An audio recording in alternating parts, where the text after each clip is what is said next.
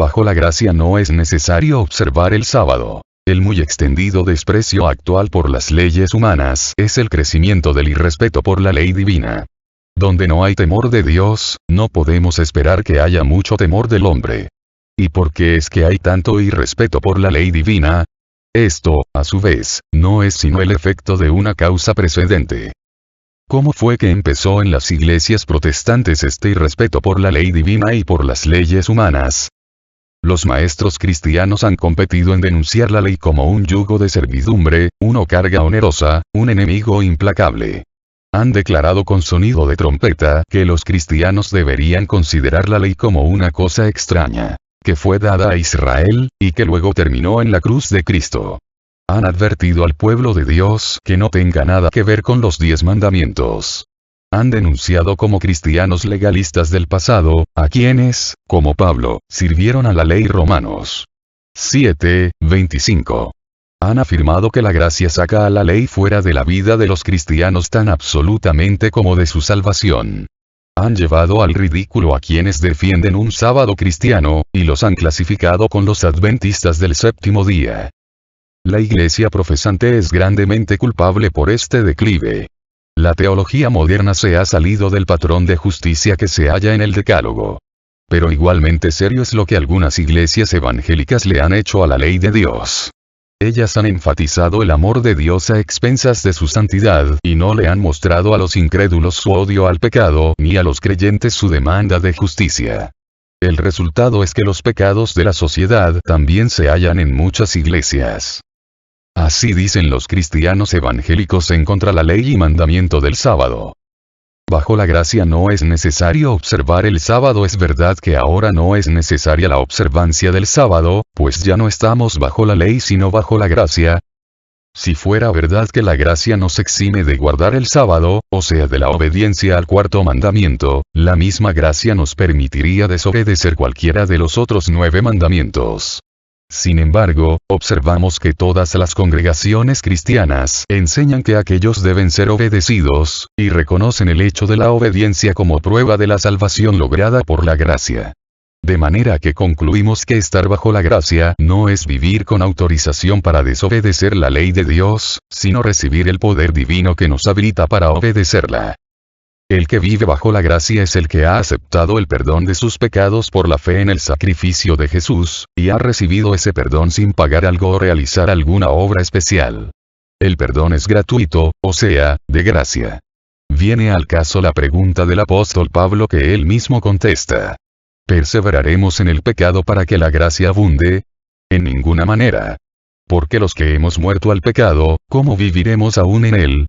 Romanos 6:1-12. Vale decir que el perdón recibido por gracia no nos es dado para que sigamos pecando. Ya no vivimos para pecar, estamos muertos al pecado. ¿Qué acciones constituyen pecado? Todo aquel que comete pecado, infringe la ley. Pues el pecado es infracción de la ley. 1 Juan 3:4. Y para que sepamos a qué ley se refiere, citamos Romanos 7:7. Pero yo no conocí el pecado sino por la ley. Porque tampoco conociera la codicia, si la ley no dijera, no codiciarás. No codiciarás es el 10º mandamiento de la ley de Dios. De manera que si estamos muertos al pecado, significa que por la gracia de Dios ya no vivimos pecando voluntariamente.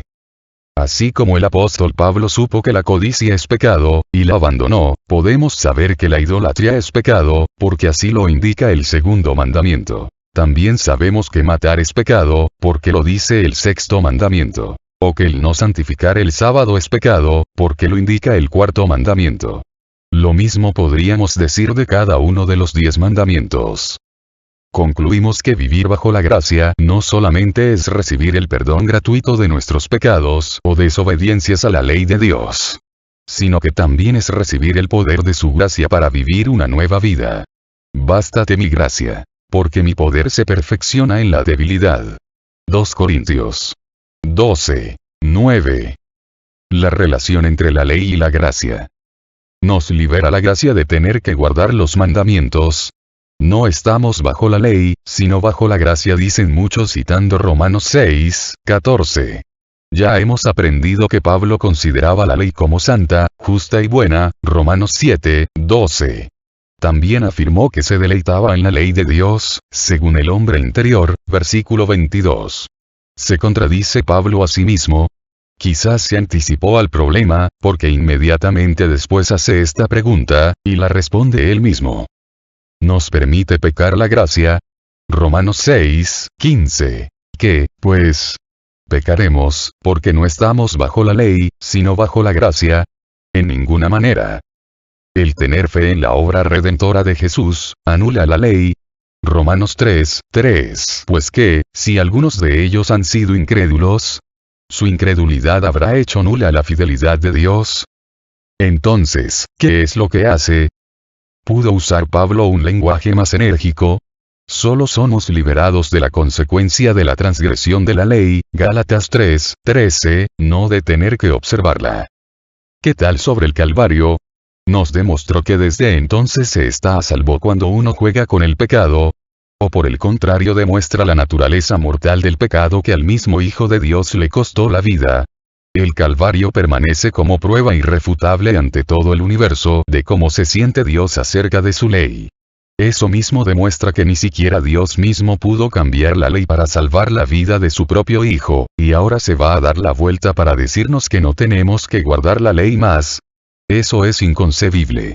Si eso fuese cierto, Jesús nunca hubiese tenido que morir, y el Calvario sería un drama sin sentido. ¿Cuál es el secreto para todas las enseñanzas de Pablo acerca de gracia y ley? Hebreos 8:10. Por lo cual, este es el pacto que haré con la casa de Israel después de aquellos días, dice el Señor. Pondré mis leyes en la mente de ellos, y sobre su corazón las escribiré. Y seré a ellos por Dios, y ellos me serán a mí por pueblo. No se trata ley contra gracia, sino ley y gracia. Ambas son vitales para el plan de la salvación.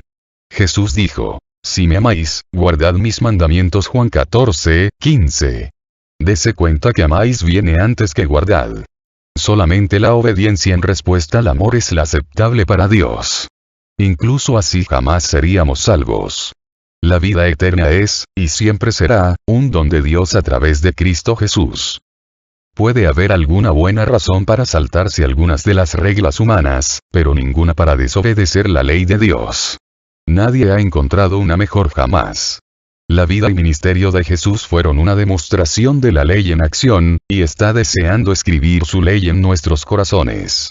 Entonces, nosotros podremos decir también, me deleito en tu voluntad, oh mi Dios. Sí, tu ley está en mi corazón.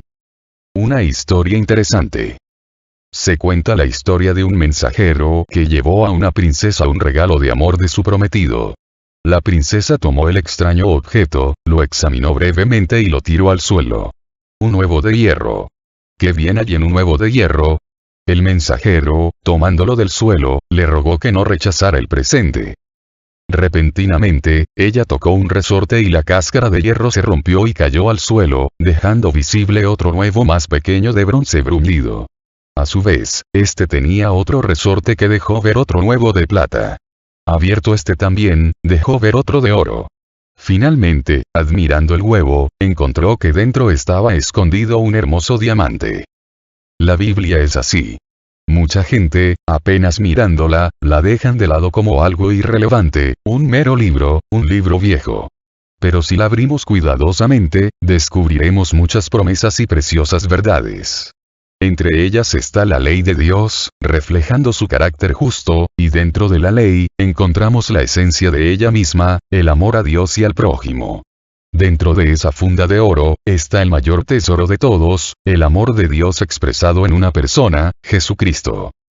El Señor te bendiga y te guarde. El Señor te mire con agrado, y te extienda su amor. El Señor te muestre su favor y te conceda la paz. Fin. Suscríbete al canal y encontrarás videos interesantes sobre la palabra de Dios.